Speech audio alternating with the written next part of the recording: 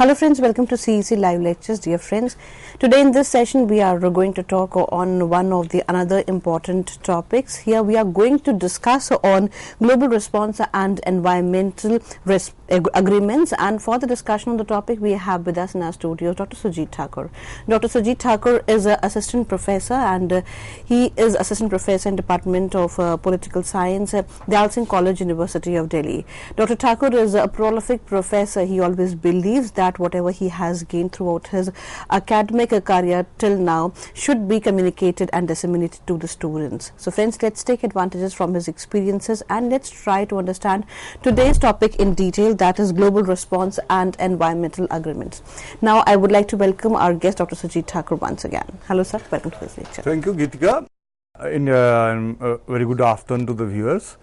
In continuations with our earlier lecture about the environmentalism and historical agreement, I have been continuing further the issue of ecology and environmental problems and the global response, how the environmental problems created awareness among the global community, and when it became one of the major issue before the global community, how they responded on the issue of environmental concern.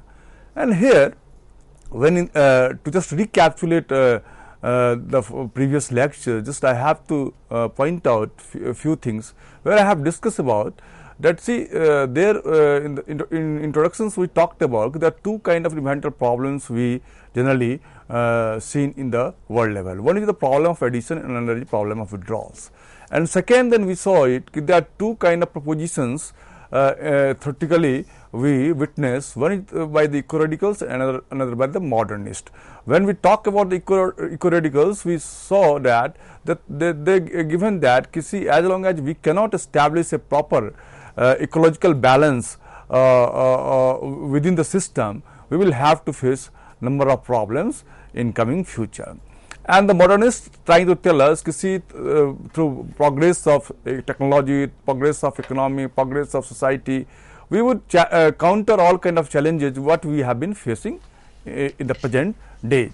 Keeping all these things in the mind, what we witnessed that in the last 50 years, we have seen number of problems emerge as a major challenge before the global community, like rising sea level, scarcity of the food, then changing patterns of the weather, climatic change, and it's all creating a lot of problems for all of us. Then the resource scarcity, industrial productions, mass consumerism, and these all the problems created a lot of awareness among the transnational social groups, and they started challenging and questioning the over exploitations of the resources, over utilization of the whatever resources we have available, then in the process of industrializations, unregulated industrializations, then the use of the pollutant by the number of industries, and they keep raising all these issues.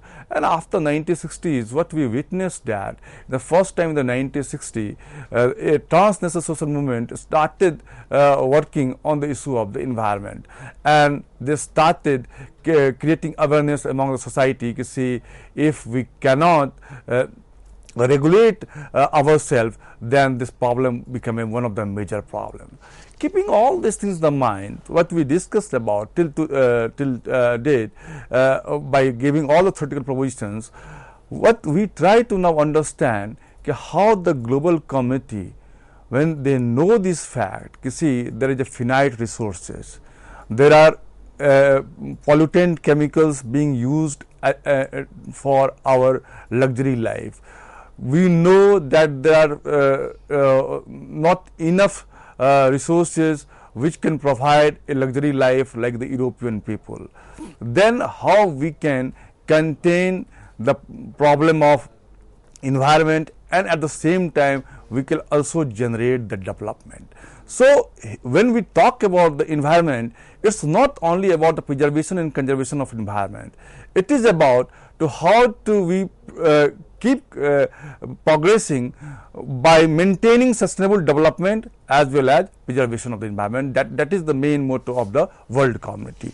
Keeping all these things in the mind, the global community started responding on the issue of the environment conservation and preservation. So, the first slides, what we witnessed there to this figure, there are 5 issues that is very prominent here. The global community tried to respond on it. Like first one is sustainable development.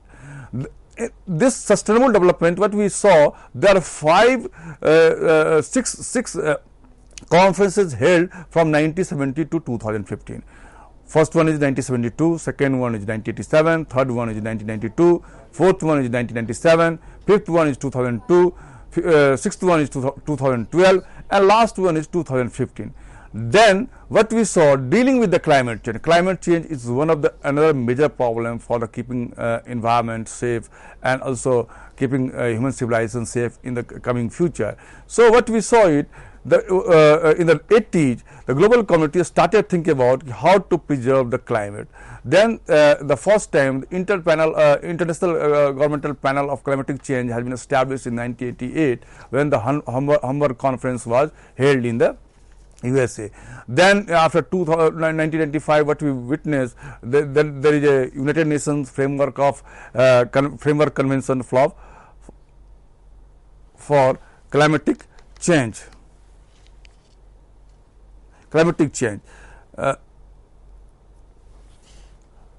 And then the carbon tax, that reduce the emissions of greenhouse gases, pay taxes, cap and trade, and carbon neutral means emissions absorbed by the environment.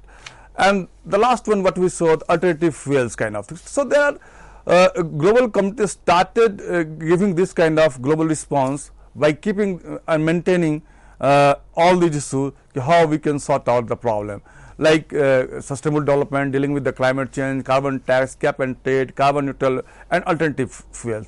When we discuss about it one by one, what we try to understand is how the world try to overcome all the environmental problem. So we are going to elaborately discuss about the sustainable development in the later part, but just giving you some basic information about when the global community think about, see, there is a need of the carbon tax.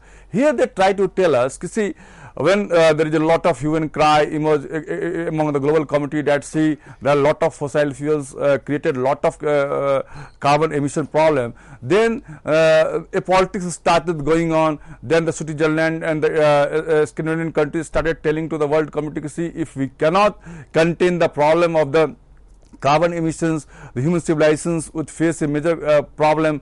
So the European community started telling, see, those who are producing more than what the carbon, what the atmosphere would absorb, they must pay the taxes and they must take a permissions before they emit more and more carbon dioxide in the environment. And then there is other alternatives or another suggestions can be for the global community, that cap and trade means if you want to use more and more carbon emissions, you have to take permissions and then you will have to also pay it, and there is also a limit on it, how much you can produce it. So there is a regulation kind of things emerge in the 80s and 90s, but later on the global community has reached on, the certain harmful chemicals must be frozen, like the global community frozen the halon gas in 1995, and then they started thinking about how by the 2020 we can contain and control carbon dioxide emissions. So these kind of thinkings already started emerging before the global community. Then they started giving suggestion about the global neutral means carbon neutral means. Here they try to tell us, see, we should only emit such level of carbon dioxide which atmosphere can easily absorb.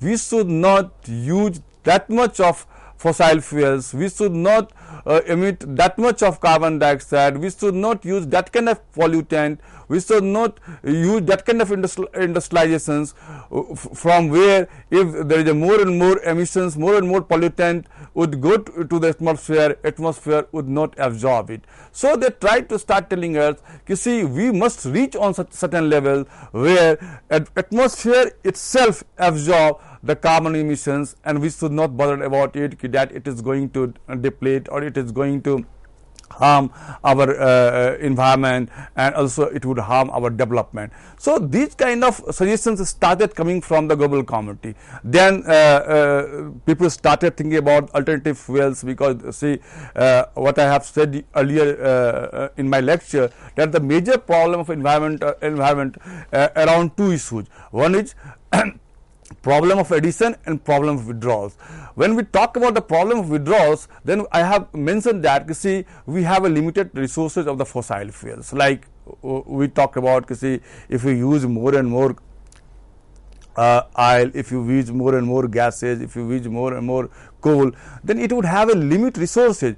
After certain stages we would lose it. So they started trying to tell us that one side they are already polluting the environment, one side it creating lot of problem for the environmentalists or those who are concerned about the environment problem, and another side, if we try to search the alternatives, then what we saw it, people started searching about the three things: the ethanol, palm oil, solar powers. Because right now there is a big questions across the world economy. You see the rising price of the oil creating a lot of problem of the economic development across the developing countries, what we witnessed in the 1970s. So but the question of when we talked about ethanol and palm oil and solar power, it has not yet established themselves as an alternative for this oil and gases and the fossil fuels like the coal alternative. Though it has been using at the certain level, but it has not yet established that they can establish a certain kind of alternatives. Like for the example, I try to tell you, see, when the US started using this kind of technology of the ethanol through the gasoil kind of things, then when they try to prepare the gasoil, then they started overusing the corn, and the corn is used by the Latin American countries as one of the main food supplement, and when the gasoil started using more and more corn, it would create a problem for the food for the populations where it has been used as a food supplement. So one side, if you want to preserve the environment, another side, if you want to you create alternative, what we have seen it, certain time it create imbalances. So how to keep a balances between alternative resources and between preservation of environment, that is the major concern for the global community. Keeping this thing in the mind, because see, without development we cannot progress. So the development is a requirement for the human civilization. Then economic growth is also essential for the development of any state or any society or for any civilization. So as long as state would not economically grow or world would not economically circulate, then human civilizations would face another challenges. So keeping all these things in the mind, one side the economy would also start growing more and more, and it would also not hamper the environment. That is the basic concerns for the sustainable development kind of sustainable development supporters. And they started keeping these things in the mind, and they started providing the new understanding about how we can sort out the problem of environment through making a good balance between the environment and development. So in the next slide, what we are talking about, you see, the global response on the sustainable development, what I talked about, you see, in the 1971, what we witnessed that the United Nations called a conference for the first time for the preservation of the environmental issues. Then what we see, that there is a report on the World Commission on Environment in 1987. Then one of the largest meeting held in the Rio de Janeiro in 1982. Then what we see, the another meeting held in the United Nations General Assembly in 1987. Then there was the 2010 when we saw the Rio Plus 10, and 2012 Rio Plus 20. Then lastly we met in 2015 in the New York. So this all initiatives have been taken by the United Nations, which we are going to discuss elaborately later on. Then other historical agreement, what we witnessed that, see, what I have told you in my previous lecture, see, it is not only in the 60s and 70s the environmental concerns started playing a very important role in the global community. Prior to that also the global community was more concerns about the environmental issues, and global community were aware about, like the tide and wave, like the famine and the flood. These things are always generally making human civilizations aware about the environmental concerns and making ecological balance, how to keep ecological balance between the society and the ecology. So these all the issues are very much a part of our understanding.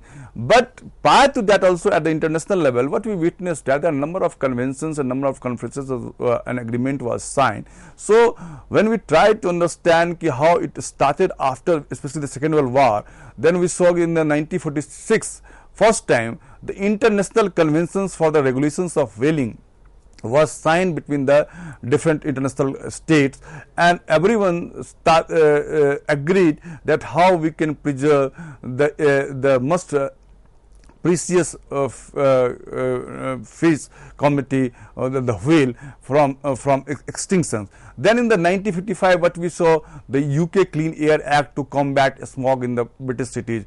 What we are witnessing in the India right now, in the Delhi and Chandigarh, in other part, when there was at the time of Diwali, we saw there are a lot of smog in the cities, and the government and the court started showing all kind of concern.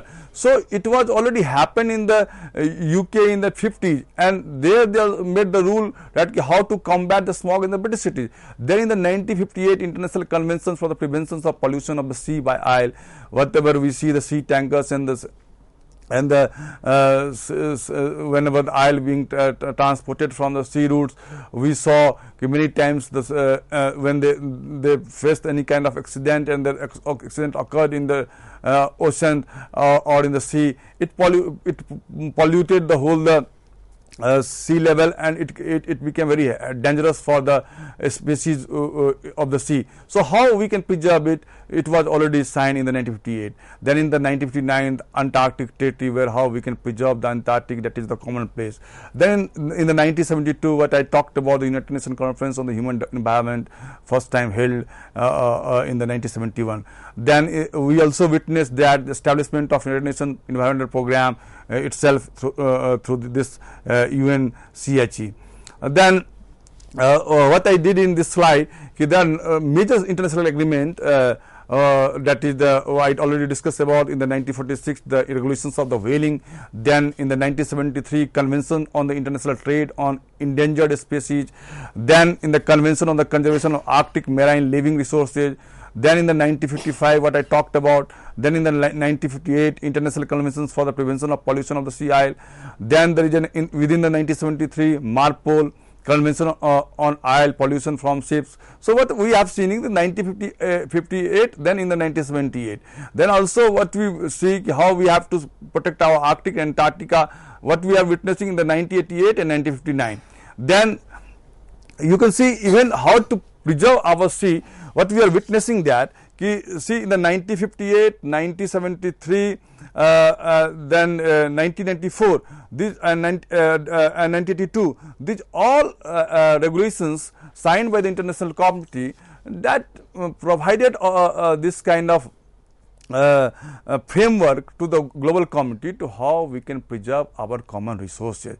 Then in the 1985 Vienna Conventions for the protections of the ozone layer, because we all witnessed that in the 70s and 80s. In the 70s, the scientist community started telling us the use of the chlorofluorocarbon are creating certain kind of problems in the stratosphere, and if that layer would go out, then it would create a lot of problem for the human civilization. But in the 1980s, when the first time the scientific community rectified it and confirmed it. You see, there is an ozone hole in the stratosphere area. Then the global community became more serious about it. But despite that, number of leaders started, especially the USA, one of the dominating power of the world, started questioning that time. But in the 90s, it has been confirmed that there is a hole in the there is a hole in the stratosphere, and it has been when the scientific community working in the Antarctica zone, they saw first time the chlorofluorocarbon has created a big hole, and if the global community would not sort out the problem, then it would be a bigger problem for the future generation. So in the 1985, the Vienna Conventions for the protection of the ozone layer was signed by the global community.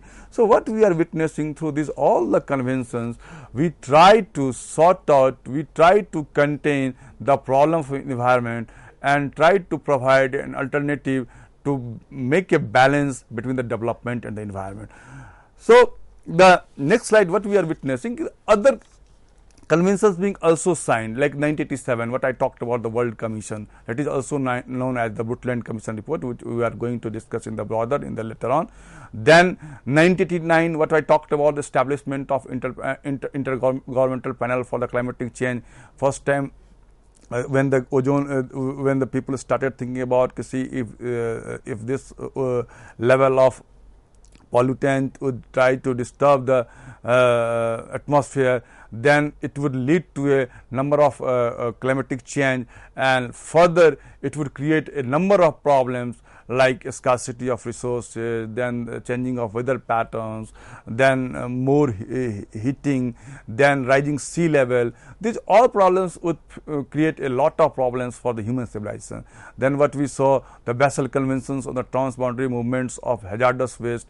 What we are witnessing, that developed country generally transported all kind of nuclear waste and other things to the underdeveloped and developing countries. So through this Basel Conventions, we also try to maintain that, see whether it's a developing and underdeveloped countries, or whether for just employment generations or for some economical benefit, we should not disturb the ecological balance by dumping the hazardous waste to the underdeveloped and the developing areas by the developed countries. If we want to make a balance in the world environment, then we must think about it. You see, just wasting the hazardous waste in the underdeveloped areas or developing areas would not make safe to the developed countries. So this kind of conventions try to provide us a holistic framework to how to preserve the world environment. So, and then what we saw, the Madrid Protocol to the Antarctic Treaty on the Environmental Protections.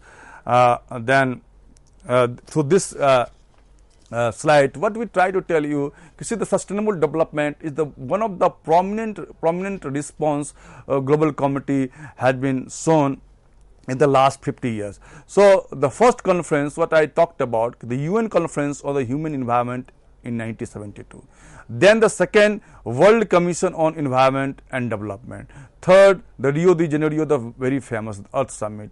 Then the fifth one, the General Assembly Special Sessions on the Environment 1987. Then next one is the World Summit on Sustainable Development 2002. That is also known as the Johannesburg Convention. Then the next one is the UN Conference on the Sustainable Development. And the last one is the UN Conference on the Sustainable Development in the New York in September 2015. And then after 90s, what we saw, these all the conventions what I have already discussed. But the major concerns for the global community is to how to maintain the balance between the environment and the development. Keeping this thing in the mind, what we are going to discuss about how the global community has responded to the environmental problem. And here what we understood, that through the concept of sustainable development, the global community tried to respond to the problem the society have been facing. And here they try to tell us, you see, environment is not only a problem where we have to save and preserve and conserve the environment, but they said environment is a bigger and larger issue. They related the environment with the poverty, they related environment with the development, they related environment with the human rights, they related environment with the with the other species. So, they made the environment a very comprehensive issue. What we understood in the general layman language, that when we talk about the environment, we think that when we talk about the environment, we have to just only preserve about the ecology, we have to plant more and more tree, we have to provide more and more safe drinking, we have to keep our river clean. That is not the only issue when we discuss about the environmental issues in the global perspective. It is much more larger issues. It is much more complex issues, and here there are number of political issues also creating differences between the different states. Like for the example I try to tell you, you see, when one of the largest producers of the CFC gas in the 80s was America, and there is a plant called DuPont, where they produce almost 25% of the productions of the chlorofluorocarbon gas, and in the 80s 40% chlorofluorocarbon gas CFC was produced by the America, 40% by the European Union, and rest being produced by the Japan. But earlier America was very much hesitant to contain the chlorofluorocarbon gas, but when America and Switzerland started proposing that, see, there should be a complete ban on the chlorofluorocarbon gas, then the European Union started opposing it, then the European Union and Soviet Union and Japan started telling us, no, there should be a cap, there should be a production, but there should be a cap. Then when they all agreed, yes, there should be a ban in the 90s, then what we witnessed that India and China started opposing it, you see. And now at the present circumstances, when the most of the world community agreed on it, you see, yes, definitely we should ban all kind of hazardous chemicals, and whatever the chlorofluorocarbon gases, we should contain it and we should overcome it by 2020. Then China emerged as one of the major hurdle of this kind of agreement, and they started telling us, see, this is the time for us to catch up. And there is a major disagreement between the developed and developing countries, because China is trying to tell us, see, no, if we can contain it, if we control it, then our economy would hurt. What the Americans, given this kind of point of view in the 80s, now the Chinese are giving this kind of view of the 80s. So it's not very easy for all of us to how to keep environment safe, at the same time keep development also in progress. That is the major challenges before the world community. And so how to keep balance between the development environment is the major challenges for the global community when they started responding about the issue of the environment. And through this slide, what we try to understand, these are the concepts, the sustainable development, which try to make a balance between the two. And here the first point is that the keeping overall ecological views in the mind, United Nations Environmental Programme remains focused on how to realize the basic need of humanity by preserving natural environment and promoting development simultaneously, so that Earth can be saved from further environmental degradation. And second point is, as a result, development without destruction, adopted as a major landmark initiative at world level to realize the seriousness of ecological problems. Accordingly, the general principle of sustainable human development was adopted by the World Commission on Environment and Development. Principle was that current generations should have met their needs without compromising the ability of future generations to meet their own needs. Now, we can easily understand what through this slide what we try to tell to you. You see, here they try to tell us, you see, the present generations should not also confine themselves just to preserve the resources for the future generation. But what they try to tell us, to make a balance, development without destruction. That should be the motto of our developmental goal. Means one side we must keep and preserve our environment, but on the another side we should use such kind of technology, we should use certain kind of resources which would not harm our environment. If we will keep continuing with this policy, society would progress, and as well as human civilizations would be also safe, and we will maintain ecological balance between the society and between the development. So, they try to tell us, see, this is the one of the alternatives. If the if every state, if the global community would work on it, we will definitely find alternatives. We will definitely find a method where we can save the environment. So, through this sustainable development method, the global community have responded, and we will discuss more elaborately after the break. Thank you, sir. Thank you so very much for giving us this session. Friends, you are requested to be with us as we are back after a short break, and we will be giving you more of information on the topic. Till then, be with us. Thank you.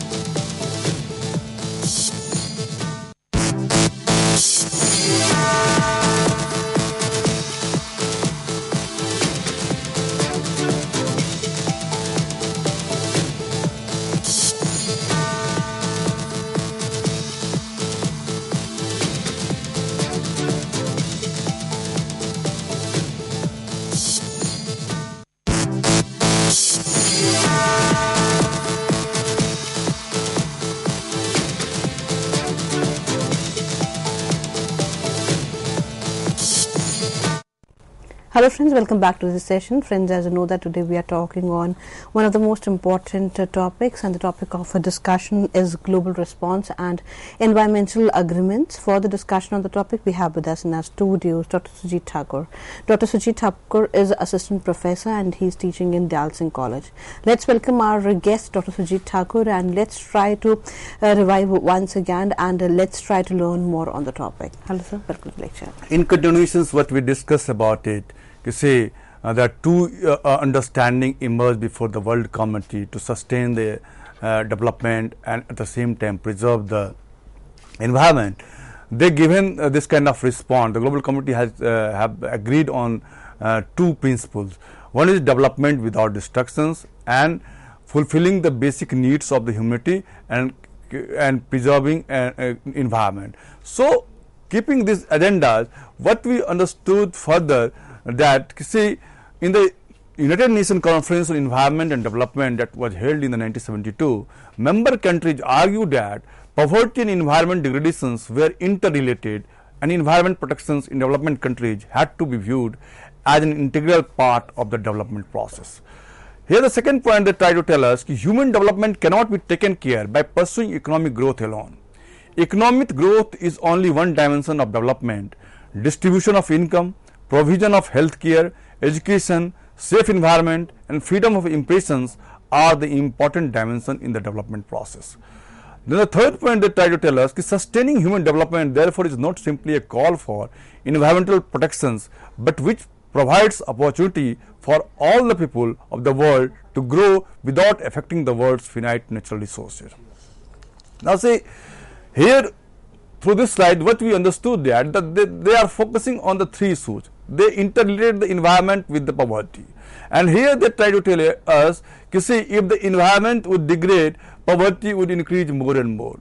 So, if the environment would be a more proper, more cleaner, then poverty, we can easily eradicate the poverty. So, they try to tell us, you see, the poverty and environment both are interrelated issues, and one should not think in the isolation that if you are growing more and more economically, but if you are not preserving the environment, then it would further lead to the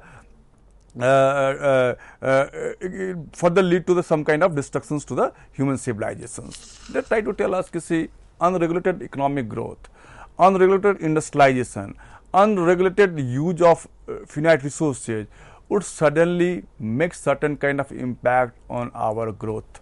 Like, for the example, in the 1972, when the limits to growth, the MIT research scientists, what they try to tell us, the way you are right now utilizing our resources, the way we are rapidly industrializing our country or our places, the way we are promoting the consumerism, the way we are utilizing all the resources, if same would be same level of consumption, same level of utilization, same level of deforestations would continue in 21st century, we would not have a resources, it would end all the resources, and then the human civilization would face a major catastrophe. What we witnessed that the world in the 1970s, they already tried to tell us when they predicted it. In the 2025, we would face certain kind of water scarcity, and we have started facing across the world. If you see the Cape Town in the 90s, what we saw in the Bolivia, there is a water crisis. Then across the cities, what we have been witnessing that the safe drinking water is one of the major concerns for the world community. Most of the people are not getting safe drinking water. And in the Kuwait, the World Bank has already predicted that, like in the Kuwait, in the Middle Asia countries, it would going to face a major water crisis. Then how we have to make sure that every human species, every human civilizations would have at least a natural habitat, at least would have a safe drinking water facility. We cannot fulfill as long as we would not conserve our environment properly. So they try to tell us, environment is one of the major issues, and we can only preserve these issues when we will have to sustain the development with keeping the environment safe. So through this slide, what we understood that the environmental problems being interrelated with the poverty, environmental problem related with the development, environmental problem related with the opportunity. So they try to tell us, one should not only confine the issue of environment just only with the issue of preserving and keeping environment safe, but it is interrelated with all the issues. Then this the first conference what was held in the UN Conference of the Human Environment, what we witnessed that the UN Conference of the Human Environment in 1968, the UNEGA, United Nations General Assembly, had accepted a Swedish proposal for what became the 1972 UN Conference of the Human Environment to focus government attention and public opinion on the importance and urgency of the question. This commission led to the creation of the United Nations Environmental Program and establishment of environmental department by many government. Third, what we see it was clearly that for the countries of the South constituting the majority in the UNEGA, environmental questions could not be separated from the demand for development, aid and the restructuring of international economic relations. This marked the beginning of environmental concern gaining global prominence and further initiated the movement to explore the connection between the environment and socio-economic issues of poverty and underdevelopment. Now here see, in the 1972 itself, when the first conference was held in the Stockholm, here we can easily see the division between the North and South. The northern countries, when started focusing on how to use resources rationally and how to keep development through making a proper and safe environment, this developing countries started talking about, we require a new international economic order. We need if we talk about the safe environment, we talk about the preserving the environment, then you should think about that. You are the one of the country who are polluting the whole atmosphere. You are the one country who are over exploiting and using the resources. Like for the example, still what I have told you in the 1980s, what we saw it, the 40% CFC was produced by the Americans, centralized by the Americans, 40% by the Europeans, the rest of by the Japanese and other countries. So in the 70s and 80s, when the developed countries started talking about preserving the environment, conserving the environment, regulating the industrializations, on hazardous growth of the chemical waste and all other things, then our populations, developing countries started talking about, you see, when you are talking about all these issues, we have to also think about, you see, for all these things, we are not the responsible. Who are the responsible? You guys are the responsible. You are over-utilizing all the resources. You are polluting all the atmosphere. You are creating all kind of problem what we have been today facing. So right now, when we started growing ourselves, then you are talking about, you see, you should not use this kind of chemicals. You should not set up this kind of industry. You should not support this kind of over urbanizations. You should learn to develop a sustainable development kind of thing, need oriented development. But see, when you developed yourself, when you already overexploited all the resources, then you trying to tell us. So they said it. You see, we are still not disagreed with your point, but our point is when we talk about preserving and conserving the environment, then you also think about how to restructure the present international economic order, how to provide us the best technology so we can counter this kind of environmental degradations. We should also require a certain kind of economic aid to keep continuing with our development and also preserve the environment. So when these questions raised by the developing countries, developed countries started questioning on it, and they started telling us, see, the way you are trying to blame us, what we understood, the way you are overpopulating yourself, the way you are creating lot of unregulated, lot of environmental problems. It is not only the overutilization of resources, the unregulated population growth would be the major reasons for this all kind of environmental problem. So the blame game started. One started telling to the developing countries the unregulated, unchecked population growth. Another started telling unrestrained consumerism patterns and the use of technology and industrializations created a lot of the problem. But the global community started to search alternative to how to balance and how to keep global community together. And here the role of transnational civil society, transnational social movement became very important, and they started raising certain issues and creating awareness among the developing and developed countries to see if you fought on these issues, then after certain times we all would face a major problem. So the first priority should be for us to how to keep and preserve environment safe, and also how to keep development in progress. So this UN initiatives on the sustainable development try to balance between these two. Then in the next slide, what we understood, the right to attain basic needs and the right to sound environment have been accepted as a human right of every human beings. Attempts to resolve these two paradoxical rights have taken the form of the concept of sustainable development. It is recognized that maintaining a healthy environment is not the state responsibility alone, but also that of every citizen.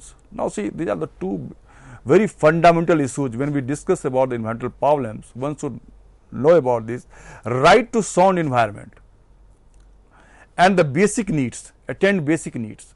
See, if you see the African countries, if you see the countries of the Asia, number of peoples have still struggling to have to fulfill having a basic needs. When we talk about the basic needs, means the food, drinking water, proper drinking water, basic sanitation facilities, a proper health care, and a proper a sound environment. Take example of India. If you are living in the urban cities, you found it there is unregulated check, hazardous growth of the populations across the city. There is no proper infrastructure, there is no proper sanitation facility, there is no proper drinking water facility. But through this, in the 1970 itself, the global community accepted it, that you see, when we talk about the sustainable development, when we talk about environmental growth, then it's not the only responsibility of the state, it's the responsibility of every individual to keep our environment safe and also create an awareness and do everything through your individual capacity to how to preserve and keep the environment safe. And here the issue became a much larger when we try to understand it. You see, how to provide everyone a basic facility, like no person should be no person should be away from getting a two times meal. Then everyone must have a safe drinking water. Third, everyone must have a sanitation facility. Everyone must have a healthcare facility. Whether a country like India would providing all these things, whether we would have a safe environment, we would not have. We have been every day. Most of the Indians have been facing these kind of problems. Like if you see the West Bengal, Odisha, and the Bihar and other places, there is arsenic kind of problem, and number of people are now vulnerable to the cancer. Then if you see, when we talk about the health care, 82% of our women would not have a menstrual health system, and they would not using proper health care system.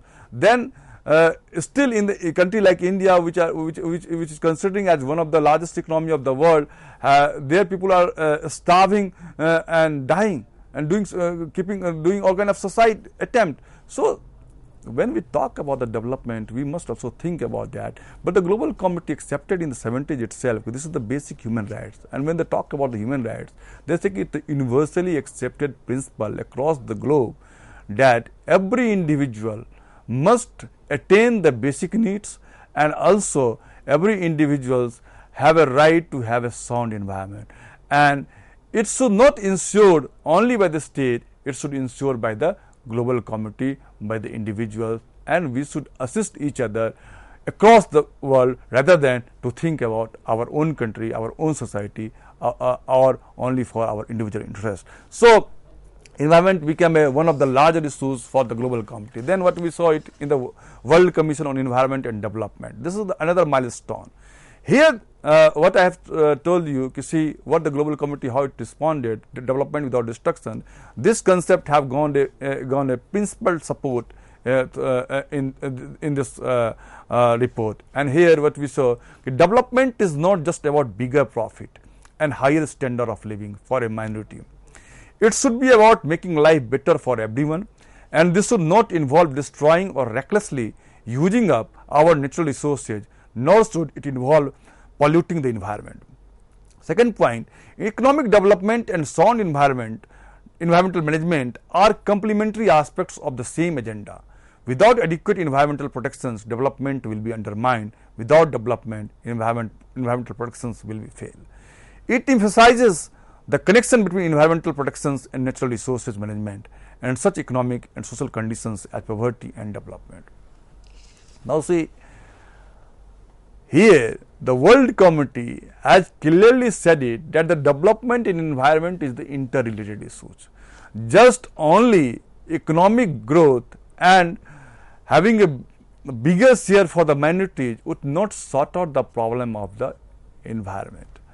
They try to tell us, you see, if we want to preserve this earth, what the eco-radicals, what we understood through the theoretical propositions, what they try to tell us, you see, in this ecological systems, everyone is relatively autonomous.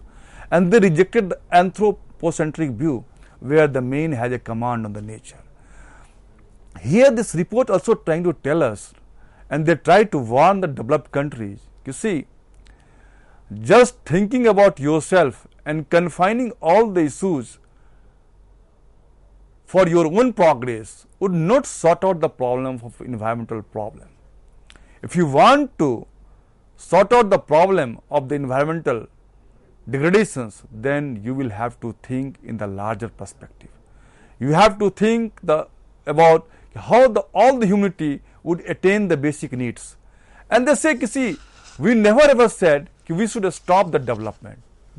If there would be no development, whatever the environmental provisions, whatever the initiatives we have been trying to take us, it all would fail. So they try to tell us, see, the development is essential for the human progress, not only for the human progress, but also to keep environment safe. And the third point they're trying to tell us, see, protections and natural resource management are equally important. They are tell us economic and social conditions as poverty and development.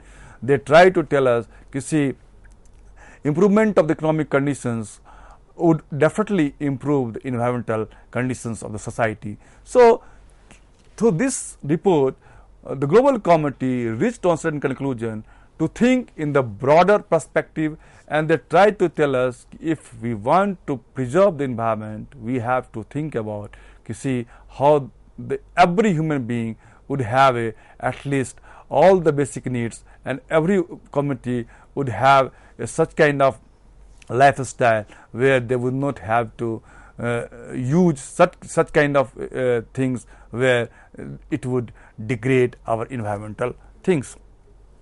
Then the most important one is the Earth Summit, that is we know as the Rio 1. The Rio Declaration began with the words, human beings are at the center of concern for sustainable development. They entitled to a healthy and productive life in harmony with the nature. Agenda 21 is one of the framework which emerged after this Rio Declarations, and here what they try to tell us, a global plan of actions to promote sustainable development, a statement of forest principle, a set of principles to underpin and sustainable management of forest worldwide. Through this slide, what we try to understand, human beings are the center of the concern for sustainable development. They are trying to tell us that they are entitled to a healthy and productive life and harmony with the nature. They try to tell us, see, as long as human species would not fulfill their basic needs, they would not have a proper health. So, how we will have to have a proper health care when we would have such kind of food supplement where the chemicals would be used less and less, where we would have a safe drinking facility, where we would have a safe environmental system. And if that would not have, then how we would reach on the proper and health care level. So they try to tell us, see, every human being have a right to have a proper health care, proper productive systems, and having a proper sound environmental management. At the same time, they try to tell us, see, through Agenda 21, they try to tell us, see, sustainable development is the goal for every society, and how to promote this sustainable development. They set up a forest principles, because see, across the world what we are witnessing, that there is a conflict between the indigenous people and the people or between the corporate or the of the migrant. Like in the example I am giving of the Indonesia, the Malaysian state, where the Sarawak in the Borneo Island, where the timber corporate started deforestation, and then the indigenous people started struggling against the overutilize over their rights on the lands. And what we witnessed, that in the 90s and 2000, the issue became a global prominence, and then for how to protect the forest, that would come in the forefront for the global committee, and they started making all kind of advancement in this regard. And this Agenda 21 have one of the framework to how to keep our forest, so we will have at least natural environment what we demand for it. Then within this summit, what we witnessed, that the two multilateral treaties were opened for signature. One is United Nations Framework Conventions on Climate Change, Conventions on Biological Diversity. The first time in the history, what we saw, the number of treaty was earlier also signed it to against the how to protect the endangered species. But the first time at the more than 158 countries signed on the treaty to how to keep safe this biological diversity, means how whatever the species that is going to extinct, how we can protect it. So in this Earth Summit, what we witnessed that the two things come into the forefront before the global community. One is to how to keep our climate safe, and the second thing, how to keep safe to our all the species that is going to extinct in the coming time, and the global community accepted it in the principle. Then the call for several major initiatives in other key areas of sustainable development, such as global conference on small island developing states. Negotiation began for a conventions to combat desertifications and for an agreement on highly migratory and spreading fish stocks. Now, see, when the global community started thinking about all these issues, I would like to bring your own attention after 1988, when the intergovernmental panel for climatic change started telling that, you see, at the rate of global temperature is rising, it would be a very devastating effect for the island countries. Then the country like the Maldives, Kiribati, Tobago, Malaysia, and three more countries called a convention that is known as the Malek Convention, and they also formed an organizations, and they started drawing attentions of the world community. You see, keeping environment safe is very essential, because if the sea level would rise, if the temperature would rise like in such a level, it would be a big problem for them. And after 2050, as the World Bank predicted that, you see, almost 34 countries of the world would be wiped out from the world map, and they became very concerned about it, and they are trying to tell us, you see, it is one of the major effect for the world community. And the climatic refugee, what we are witnessing across the world, it has been rising day by day, and number of climatic weather patterns has been also changing in the last 20 to 25 years. And in the coming years, we would have to witness more and more changing of the weather patterns, and they are trying to tell us, you see, if these patterns would continue, if the temperature would start increasing more and more, it would create more and more problem for the human civilization, and it would disturb the ecological balance. So they said that, you see, to keep it safe for everyone, not keep it safe for everyone, we have to think in a broader perspective to how to maintain. And they try to tell us how to save the Antarctica. So in the 1991, a treaty was signed between the world community, and they imposed the 50 years moratorium to use any kind of mines exploitation in the Antarctica zone. So the global community trying to play a bigger role, and in this transition civil society also playing a very important role. So this is the one of the major issues what we witnessed. Then the Rio 10 in the what we also known as the Johannesburg. This is the another attempt by the world community. Here they try to tell us what kind of plan of implementations.